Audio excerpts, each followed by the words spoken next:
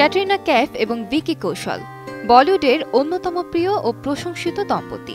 দুজনের সম্পর্কের মধ্যে যে বিশেষ ধরনের বন্ধন রয়েছে তা ভক্তদের ও পাপারাজ্জির চোখে বরাবরই ধরা পড়েছে। বিভিন্ন সময়ে তাদের কথাবার্তায় একে অপরের প্রতি অগাধ ভালোবাসা ও শ্রদ্ধা প্রকাশ পায়। বিশেষ করে ক্যাটরিনা কখনোই ভিকির প্রশংসা করতে ভুলে যান না। সম্প্রতি ক্যাটরিনা নিজের আত্মবিশ্বাসের সংকট নিয়ে খোলামেলা আলোচনা করেছেন। তিনি জানিয়েছেন, কখনো কখনো নিজেকে নিয়ে অতিরিক্ত চিন্তা করেন, বিশেষত যখন তার শারীরিক গঠন বা ওজনের পরিবর্তন ঘটে তখন তিনি অনেক সময় অতিরিক্ত মনোযোগ দেন, বিশেষ করে কোনো ইভেন্টের প্রস্তুতি নেয়ার সময়। এমনকি ভিকি কৌশলের সঙ্গে কথাবার্তার সময়ও তার চেহারা নিয়ে অভিযোগ করেন।